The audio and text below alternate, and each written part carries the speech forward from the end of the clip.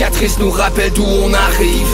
Les combats qu'on doit livrer quand le destin chavire. Guerrier, on fera ce qu'il faut pour la famille. Cœur de lion, œil de tigre, on a la paix dans la mire. The battles are never ending, I know. But we will get up and get on with the fight. And we'll do whatever for what is right. Just put your trust in us, in us. Donc, bonjour, bienvenue à Entretien avec un guerrier. Aujourd'hui, à l'épisode, on reçoit Sifu Julien Valiquette de Montréal Long Fist Kung Fu. Ça va bien? Oui, ça va bien. Bonjour. Ça va bien vous-même? Oui, ça va super bien. Merci beaucoup d'avoir pris du temps en plein après-midi pour venir sur le podcast. On est vraiment content de vous recevoir. Je voulais d'abord commencer avec la question qu'on pose à tout le monde, juste un peu pour vous situer. D'où vous venez, puis ça fait combien de temps là, que vous êtes dans les arts martiaux? Le Kung Fu, le Long Fist, c'est arrivé quand dans votre vie, tout ça? Juste un peu par rapport à ça. Oui, d'où je viens, je suis né à Montréal, donc je suis born and raised. Yeah. J'ai commencé les arts martiaux vers la fin des années 80. À ce moment-là, c'était du karaté. C'est mon premier contact avec les arts martiaux, disons. Mais en même temps, je lisais beaucoup, puis je me suis toujours plus intéressé aux arts martiaux chinois. Donc, j'ai eu la chance de commencer les arts martiaux chinois en 90.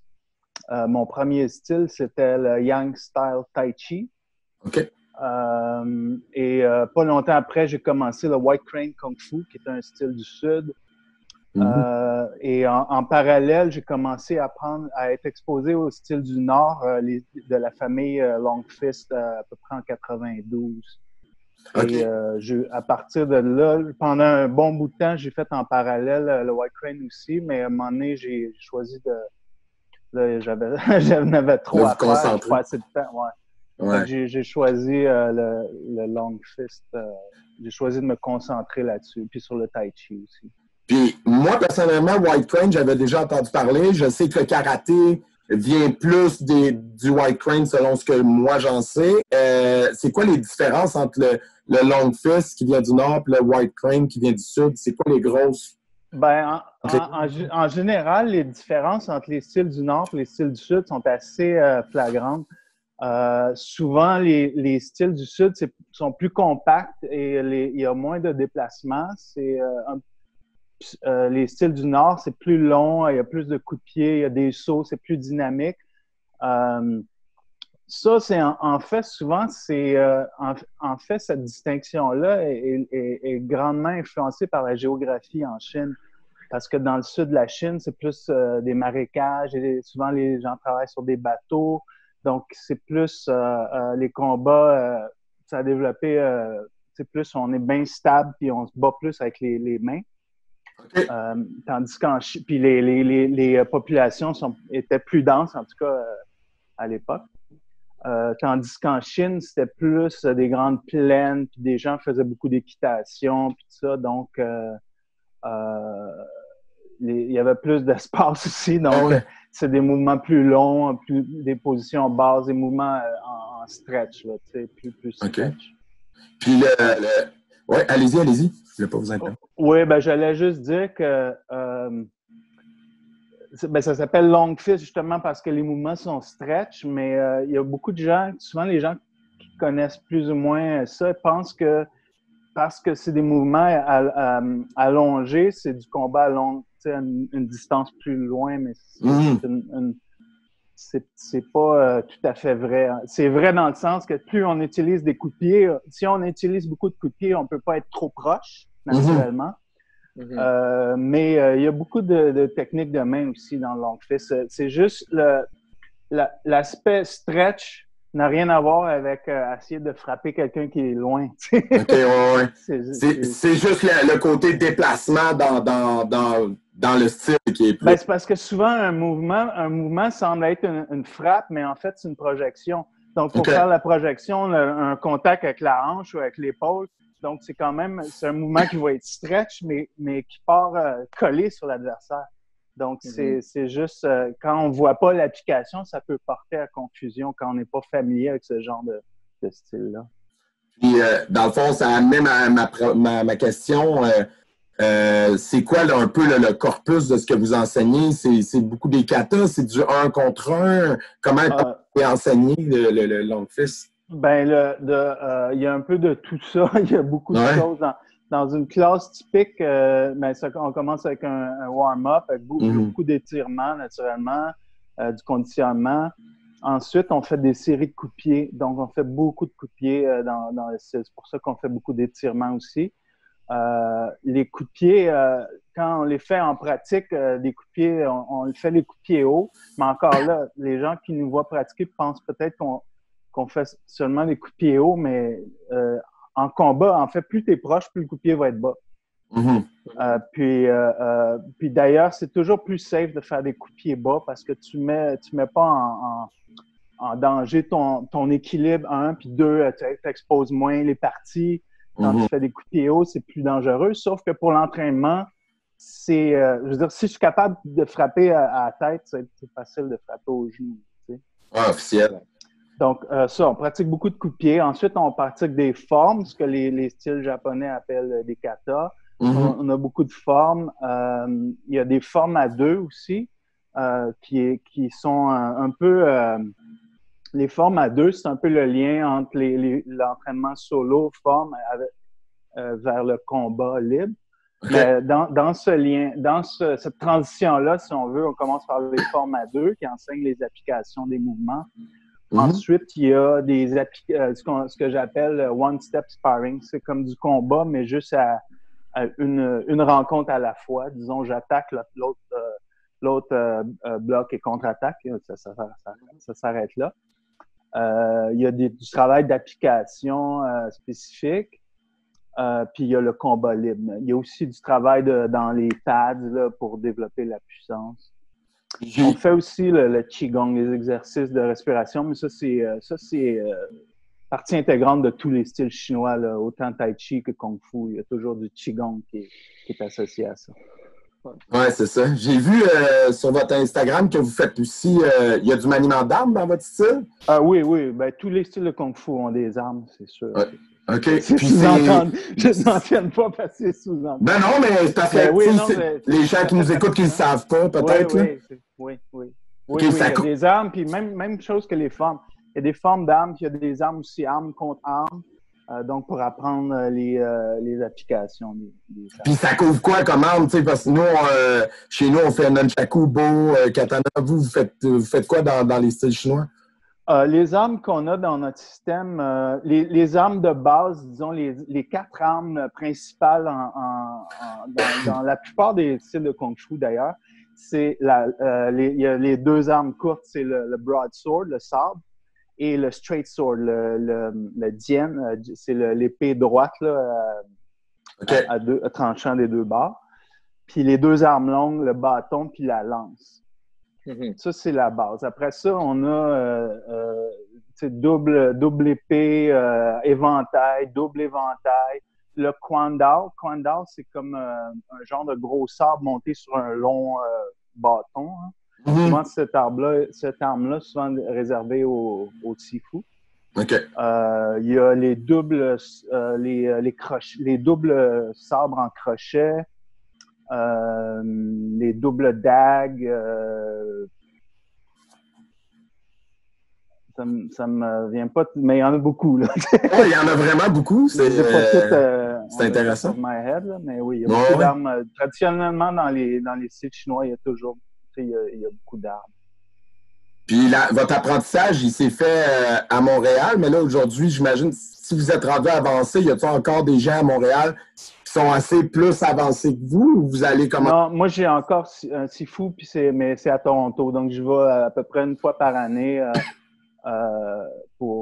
parce que même quand on est un professeur, on est toujours un élève. Un élève, ben oui. Donc, tant que mon Sifu va être en vie, je vais continuer à apprendre. C'est cool. Puis, on a vu aussi que vous enseignez le Tai Chi, cet apprentissage. Oui, c'est en parallèle au sein du Kung Fu ou c'est quelque chose que vous êtes allé chercher à part? Ça fait partie du curriculum, en fait. Pas tous les gens qui font du Kung Fu font du Tai Chi, naturellement. C'est un autre style. Tai Chi, c'est un style en soi. En fait, je connais 3 styles de Tai Chi, puis 3 styles de Kung Fu. J'enseigne le Long Fist, j'enseigne pas les autres styles de Kung Fu. Puis le Tai Chi, j'enseigne, pour les débutants, j'enseigne le style Yang vers une forme de débutant. Okay. Puis quand les élèves veulent aller plus loin, je les invite dans la classe Chen, le style Chen, qui est un style plus martial, disons, puis le curriculum est plus étoffé là-dedans.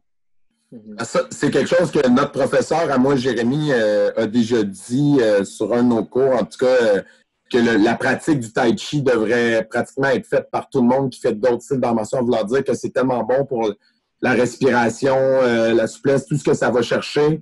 Moi, je suis d'accord avec ça. D'ailleurs, puis il y a beaucoup de mes élèves de Kung Fu qui finissent par faire du Tai Chi aussi, et vice-versa.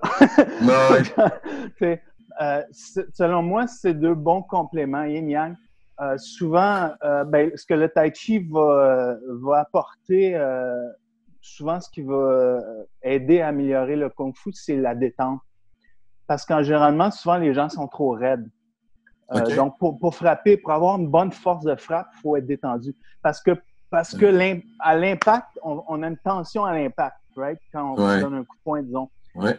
Donc, ce qui va déterminer le niveau de puissance, c'est le contraste entre la détente et la tension. Donc, si on part et on est déjà un peu raide, quand on fait la tension, ben l'impact ne sera pas aussi explosif. Mais si on est complètement détendu comme un fouet, puis au point d'impact, on est tendu au maximum, là, le contraste est super grand, puis ça fait une force très, très explosive, comme un fouet un peu. Comme un serpent qui se prépare à attaquer, il va être très relax, puis quand il... Oui. Puis aussi, puis ce qui est important aussi, c'est tout de suite, après le coup, il faut tout de suite se redétendre. Strike back. Parce que si on a à répondre à la contre-attaque de l'autre, je veux dire, si on a à bouger vite, il faut être détendu. Si on est raide, on ne peut pas bouger vite. Donc, ce que le Tai Chi apporte, c'est qu'en fait, on ne devrait pas avoir à faire du Tai Chi pour développer la détente. Mais en général, ce que je pourrais dire, c'est que la plupart surtout les hommes, sont trop raides. Parce que les filles, généralement, la détente, ils l'ont plus naturelle. Ce que les filles doivent travailler plus, c'est la force. Donc, c'est comme c'est l'inverse des hommes. Les hommes, il leur manque la détente. Ils ont déjà la force, il leur manque la détente. Les femmes, ils ont déjà la détente. Donc, il faut qu'ils aillent chercher plus la force. Puis, est-ce que vous diriez que, dans votre pratique, vous en avez des élèves dans les deux? Est-ce que réellement le Kung Fu attire plus les jeunes en premier, puis où il y a quand même des jeunes qui passent par le Tai Chi avant? Oui, il y a des jeunes qui passent par le Tai Chi, mais en général, oui, le Kung Fu attire plus les jeunes parce que c'est plus dynamique. Si on dépense de l'énergie, on transpire, tout ça.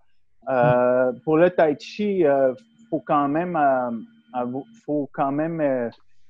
jeune, il faut s'entendre, là, mais je sais que des enfants, pour le Tai Chi, j'aurais de la misère, tu sais.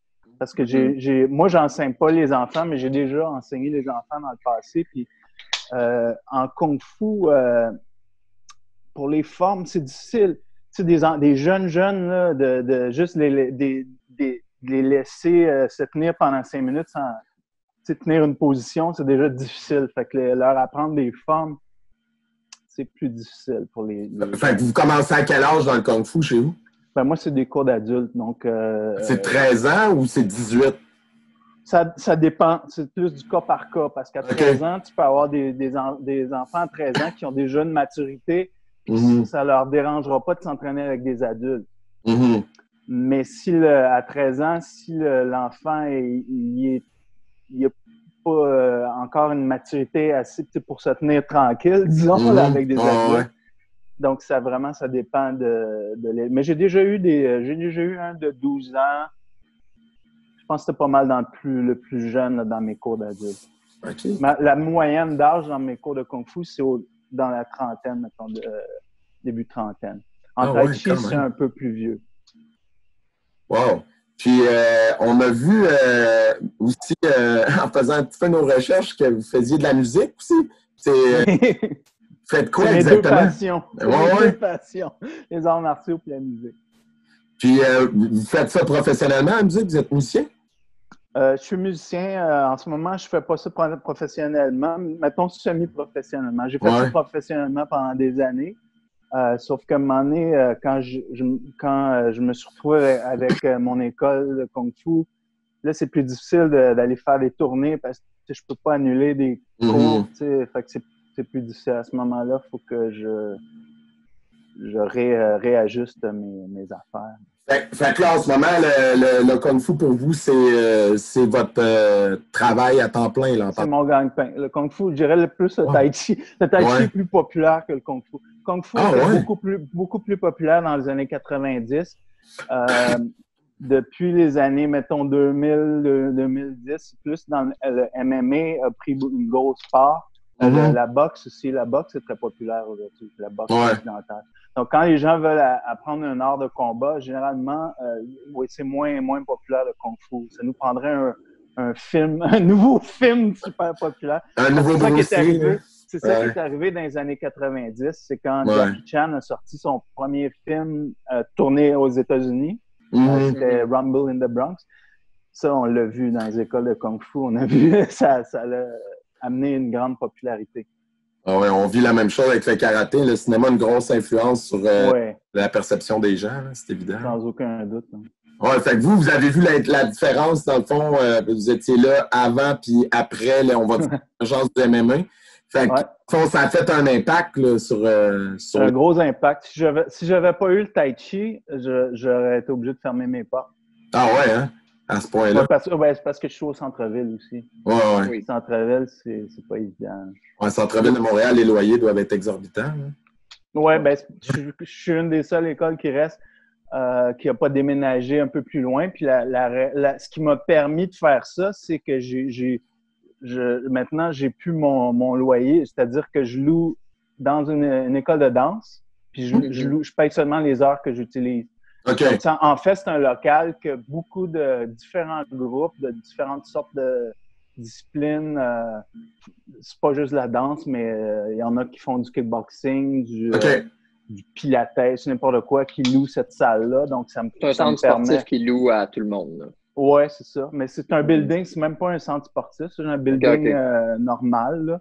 Puis dans une pièce, une grande pièce avec un plafond haut, donc ça va bien pour pratiquer les armes et tout ça. Ouais, officiel. Puis là, vous faites quoi pour garder là, moi, ce qui m'intéresse beaucoup, c'est surtout, vous avez enseigné dans les années 90, 2000, 2000. C'est la différence entre les élèves d'enseignement, justement. Même si vous les prenez un petit peu plus vieux, il y a quand même une grosse différence dans les gens, la manière qu'ils prennent l'information ou qu'on peut donner juste les commandements aujourd'hui. Tu sais, même que je ne sais pas si c'est seulement nous là, ou moi dans mon dojo, mais on dirait qu'on veut tout le temps aller chercher le politically correct aujourd'hui, chose que il n'y avait vraiment pas là, 20 ans dans le karaté. Là. Mais vous, sur 30 ans, comment vous voyez ça, justement, les gens qui changent, la clientèle? Oui. L'entraînement est pas mal moins hardcore aujourd'hui qu'il l'était. Si j'enseignais comme j'ai appris, j'aurais pas d'élèves. On dit tout ça. Puis je suis sûr que mes professeurs à l'époque probablement disaient ça aussi. Mais donc, c'est ça. C'est comme ça. Qu'est-ce que tu veux? Les choses mais il y a quand même quelques élèves hardcore, mais en général, c'est moins hardcore que c'était. Les gens aujourd'hui, c'est plus comme un hobby peut-être, puis il y a moins ils s'investissent moins. Mais là, je parle en général, mais j'ai plusieurs élèves qui sont très investis puis qui prennent ça au sérieux, mais moins que v'là 15 ans, 20 ans, ça a changé de ce côté-là, je trouve. Ouais. Les gens sont plus à la course, ils n'ont pas beaucoup de temps à se consacrer à eux-mêmes, là, tu sais. Tout à fait. Puis le attention span, c'est quoi en français, là?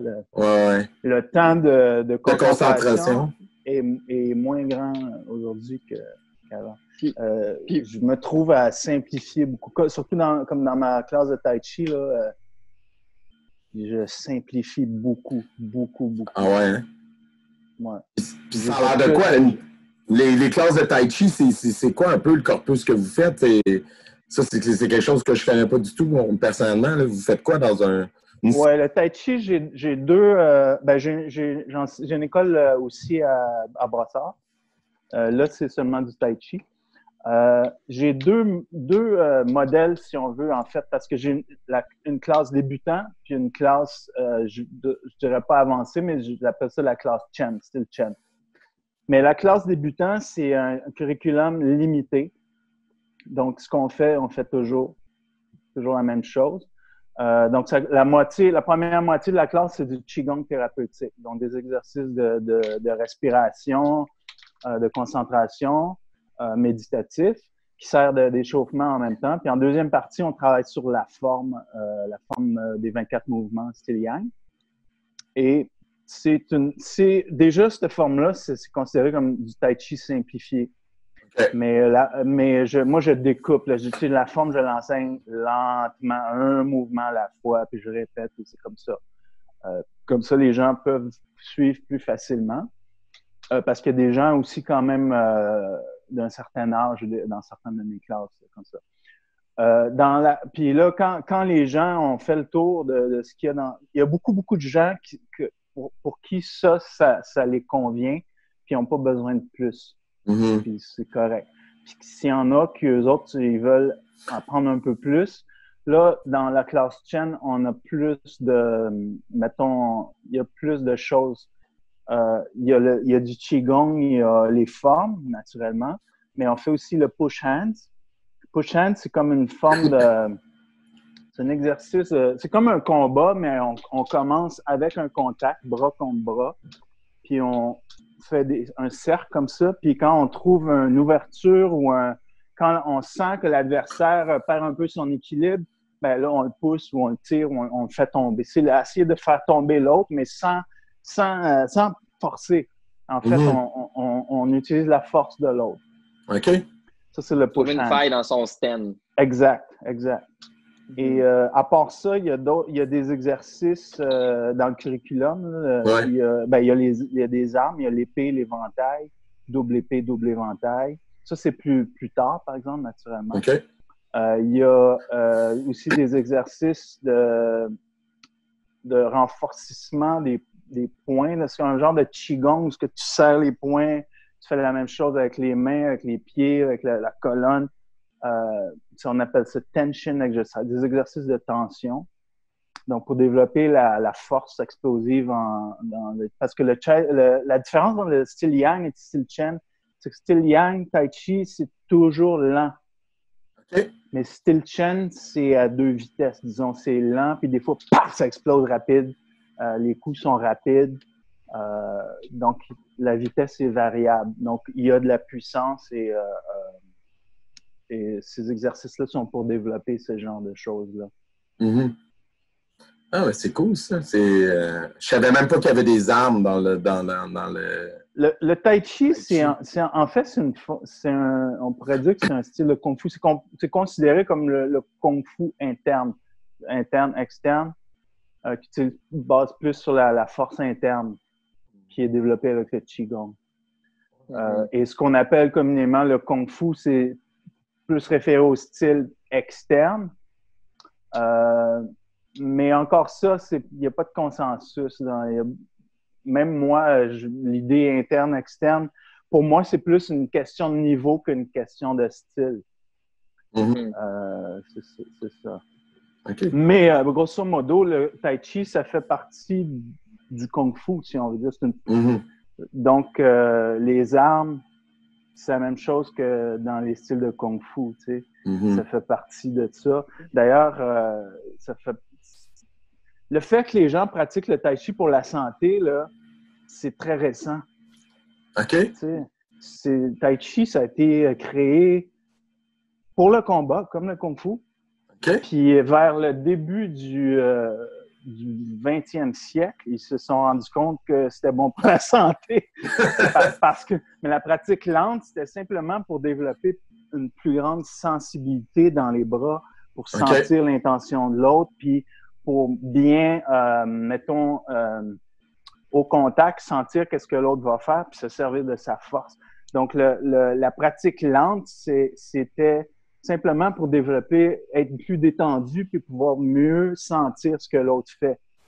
C'était pas pour la santé. Les effets bénéfiques sur la santé, c'est comme un effet secondaire, en fait, puis qui est devenu aujourd'hui la raison principale pour la majorité des pratiquants. Oui, c'est un effet secondaire qui est devenu l'effet principal recherché au fil du temps. Oui, oui. Wow. Et d'ailleurs, puis je suis chanceux d'avoir ça parce que aussi, moi, j'enseigne beaucoup dans des résidences pour personnes âgées. Puis là, c'est sûr qu'on ne parle pas d'application de combat. Là. Mm-hmm. C'est strictement pour la santé. Puis c'est hyper simplifié pour ces gens-là, naturellement. Mm-hmm. Pour adapter plusieurs mouvements, certaines personnes qui peuvent même pas le faire debout, ils doivent être assis. Tu sais, des personnes âgées dans les résidences, c'est pas des gens qui sont tous tellement en forme, donc j'ai dû adapter ces mouvements-là pour cette clientèle. Cette clientèle-là, oui. Donc, je trouve ça intéressant que vous dites que vous enseignez dans les résidences de personnes âgées, parce qu'en ce moment, on est tous les trois des professeurs d'arts martiaux, on est tous les trois fermés. Et vous, en plus d'être fermé dans votre école d'arts martiaux, vous êtes fermé dans les résidences de personnes âgées. C'est sûr que vous ne pouvez pas aller enseigner là. Moi, je suis dans les gigs de musique aussi. On oublie ça, c'est la musique aussi. Dans le fond, ça m'amenait la question par rapport à comment on traite les personnes âgées en Occident, mais spécialement, là, mettons, au Québec. Comment vous voyez ça? Vous côtoyez le milieu normalement, régulièrement. Est-ce que vous avez l'impression qu'on en fait assez pour que ces gens-là aient un milieu de vie stimulant? T'sais, j'imagine que oui, un peu, parce que vous entendez ça dans les centres, donc ils font quand même des activités. Comment vous voyez ça? Oui, tout à fait. J'aimerais qu'il y en ait plus, qu'il en fasse plus, pas juste parce que ça me ferait plus de job, là, mais parce que moi, il me dit, ces personnes âgées cocasses, c'est seulement des femmes. Ah ouais? Les hommes viennent pas vous. Cette génération-là, ça les intéresse pas. Mais sont extrêmement attachantes et elles me disent souvent le bien que ça leur apporte. Mm-hmm. Concrètement, là, genre, je faisais de l'insomnie, puis là, à cette heure, je fais la respiration que vous nous avez enseignée, puis là, ça m'aide à dormir. Ou bien, je devais prendre des anti-inflammatoires parce que j'avais des maux chroniques de dos, puis j'ai complètement arrêté ça grâce à la pratique. Donc, j'ai du feedback comme ça, puis il devrait en avoir plus. Il devrait être... ça leur fait du bien, puis ça coûte pas... c'est pas des médicaments, il n'y a pas d'effet secondaire, il n'y a pas d'effet, de mauvais effets sur la santé. Mm-hmm. Souvent, les gens ont la perception que les arts martiaux, il y a une date limite à partir de laquelle tu peux plus pratiquer ça parce que je suis rendu trop vieux. Mais moi, j'ai un élève de 72 ans qui fait du karaté avec moi. Oui. Parce qu'il n'y a pas de date limite, c'est au professeur à s'adapter à l'élève. Ouais. Mon ancien Sifu, il est décédé en 2004, mais le Sifu de qui j'ai appris le long fist, il était dans la 80aine quand j'ai appris. Wow. C'est sûr qu'il faisait pas les sauts, il faisait plus les mouvements extravagants, mais il était encore capable. Il était capable de l'enseigner, de toute façon. C'est ça qui est important. De le faire aussi, à sa portée. Là, il avait pas autant, mais c'était un maître de Tai Chi aussi.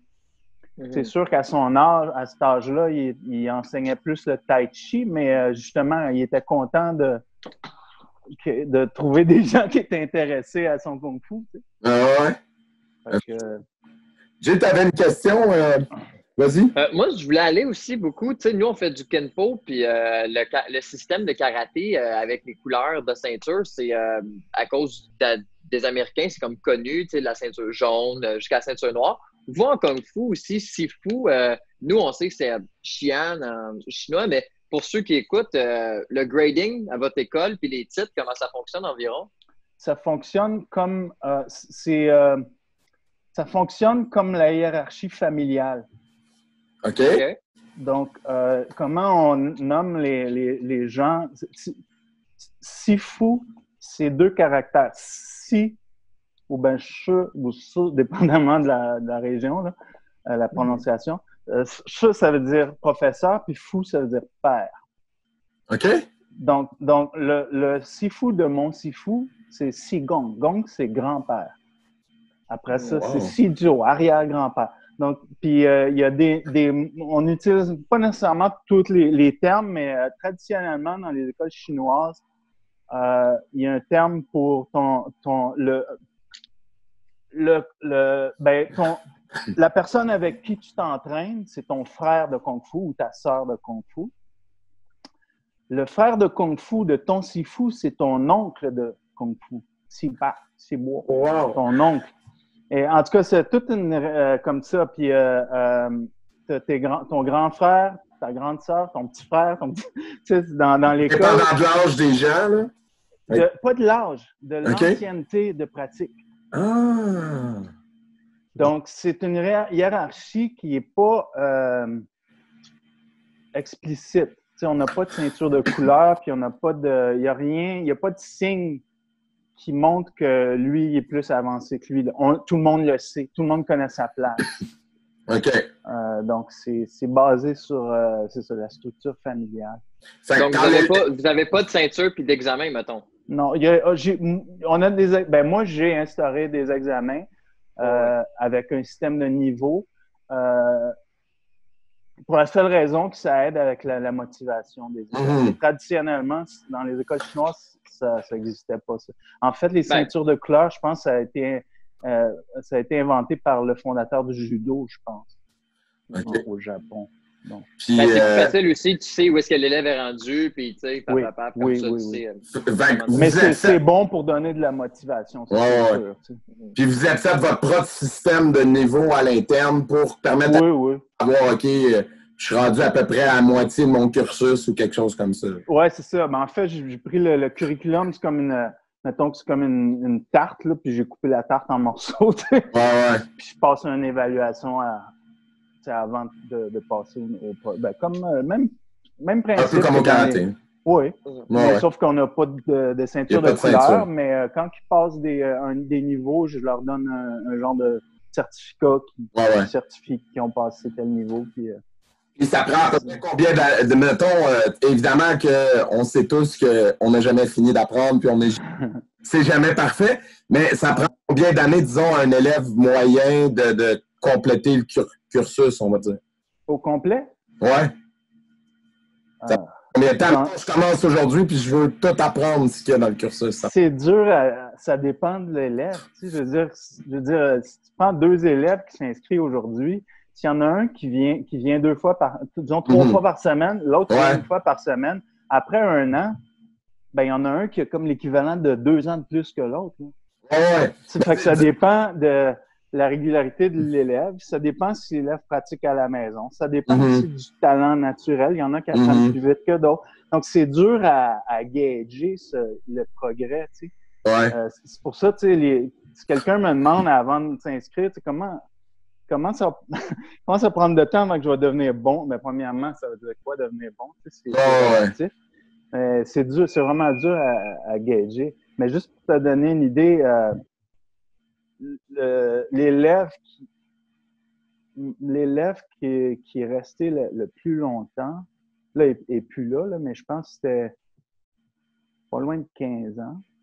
OK, wow! Mais elle n'avait pas fini. Elle a arrêté parce que elle avait des problèmes de dos, je ne sais pas trop, puis elle a une famille, puis elle n'avait plus le temps, puis tout ça, là. Et aussi, il faut dire qu'elle n'a pas toujours été... quand elle a eu ses enfants, elle a arrêté un bout de temps, puis des fois, elle switchait en tai chi. Donc, son cheminement n'était pas tellement linéaire, si on veut. OK. Mais j'ai jamais appris... j'ai jamais enseigné mon curriculum au complet. J'ai pas personne encore qui... De toute façon, la quantité d'armes que vous avez nommées, quelqu'un qui dirait, moi, je veux maîtriser tout ça. Il y en a pour une vie, là, c'est impossible. Ouais. Je me demandais mais s'il y aussi, avait... moi, je continue à apprendre des choses en même temps. Ça s'ajoute, là. C'est sûr que maintenant, je suis plus dans... En fait, j'enseigne, j'apprends... Je suis plus dans le tai chi maintenant. Ouais. Mais j'apprends aussi un autre style de Kung Fu qui s'appelle Xingyi depuis 5-6 ans. Puis ça, c'est comme mon hobby. C'est ça. Tu sais, quand on est des martial arts geeks, notre hobby, c'est un autre style d'art martial. Ouais, c'est pas Moi, je me demandais aussi beaucoup, vos élèves là, qui poussent beaucoup, puis que justement, est-ce qu'il y a un niveau compétitif au Kung Fu? Est-ce que vous avez une compétition? Comment ça fonctionne? Parce que je sais que nous, on fait des tournois ouverts. Des fois, il y a des élèves de Kung Fu qui viennent justement faire des katas. On les voit aussi en combat en point de fight. Vous, est-ce que vous envoyez des élèves? Est-ce que vous en avez déjà eu à haut niveau, au championnat du monde, des choses comme ça? Non. J'enseigne pas vraiment dans l'optique de compétition. Quoique j'ai déjà eu des élèves qui étaient intéressés à faire de la compétition, qui sont allés dans des Open. À ce moment-là, moi, je les encourage, puis je les aide à se préparer. J'ai eu un élève qui s'est essayé en MMA une fois aussi. C'était fun. Ouais, il a perdu son combat, mais c'est sûr, tu sais, nous autres, on ne fait pas de combat au sol, donc si tu tombes à terre, eux autres sont entraînés en jiu-jitsu, fait que c'est sûr qu'ils ont mais c'était une expérience, tu sais, puis moi, je pousse pas vraiment les élèves à ça. C'est pas vraiment l'optique dans laquelle je fais ça. Mais si quelqu'un manifeste l'intérêt, je vais l'encourager, c'est sûr. Cool. Puis avant qu'on finisse, ce serait peut-être bon qu'on mentionne où vous êtes situé, parce qu'on a parlé de centre-ville de Montréal, mais c'est grand. Quand vous allez être ouvert, là, c'est situé où? Oui, on est sur Sainte-Catherine, en plein cœur du centre-ville, à côté du métro McGill. C'est au 486 Sainte-Catherine-Ouest, 3e étage. Je pense que c'est la suite 305. Mais ça doit être indiqué, rendu sur place, j'imagine? Non. Non, parce que c'est générique, là, parce que c'est pas rien que moi qui est là. Tu sais. Mais c'est sur le site web. C'est montrealkungfu.com. J'ai aussi montrealtaichi.com. J'ai aussi des cours à Brossard. C'est taichibrossard.com. Donc, j'ai beaucoup de sites web. Et là-bas, c'est au coin de Hauteuil et Grande Allée. C'est dans une école de taekwondo. Donc, je loue 2 heures par semaine, je pense. Ben là, c'est fermé, là, mais en temps normal, là, il y a des cours de tai chi. À part ça, j'enseigne un atelier à l'Université de Montréal, tai chi pour les musiciens. Mais c'est quand même ouvert à tous. Mais ça, c'était à la session qui s'est terminée en avril. Donc, c'était à la session d'hiver, généralement. C'est du tai chi, mais dans le but d'aider les musiciens à acquérir une bonne posture et à ne pas se blesser en jouant leur instrument, finalement. Avoir une bonne posture, à s'oxygéner aussi. J'enseigne aussi à l'Institut de Técart depuis l'automne. J'ai été engagé comme professeur d'éducation physique. Mais tai chi. Ils ont choisi le tai chi comme activité. C'est l'Institut Técart de la succursale de Brossard, qui est nouvelle, puis qui viennent juste de... ils commencent à intégrer le DEC. Et donc, pour le DEC, ça prend un cours d'éducation physique. Donc, ils m'ont engagé comme ça pour le tai chi. Donc, ce qui est intéressant là-dedans, c'est parce que c'est des cours... c'est pas comme mes cours réguliers. Tu sais, eux autres, ça prend des examens écrits puis tout ça. Fait que il y a un volet théorie, donc j'enseigne toute la théorie, ce qui est très intéressant pour moi parce que mes cours réguliers, c'est vraiment plus axé sur la pratique. Donc, des fois, je mentionne un peu la théorie, mais les gens veulent pratiquer, tu sais.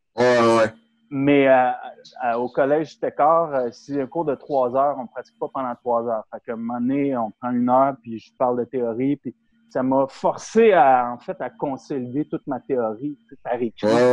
Puis c'est intéressant. Oui, ça apporte un autre aspect. J'ai remarqué que vous utilisez beaucoup, tu sais, votre Instagram, il est vraiment bien feedé, là.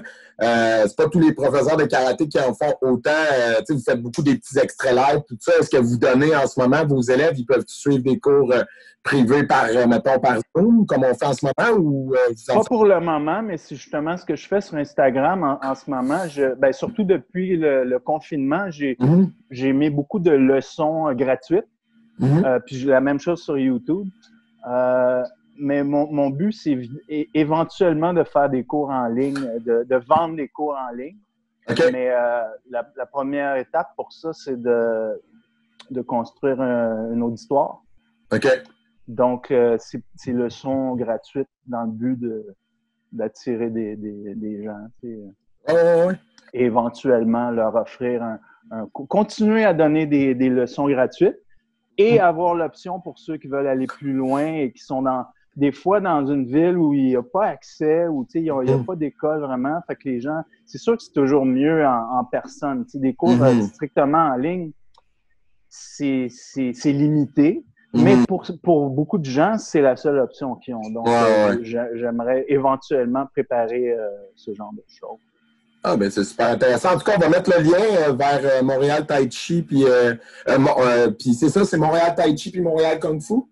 Montréal Tai Chi, Montréal Kung Fu, Tai Chi Brossard. Ah bon, super. On va mettre les liens sur la vidéo YouTube. Puis, je vous remercie beaucoup de votre temps. C'était vraiment super intéressant. Merci à vous deux. Puis, avant de terminer, je veux juste dire aux gens qui nous écoutent sur YouTube d'aller cliquer sur le lien en bas à droite pour s'abonner à la chaîne. Ça nous permet de grandir et de continuer le podcast. Puis, merci beaucoup. Puis, on se revoit au prochain épisode. Merci à vous. Au revoir.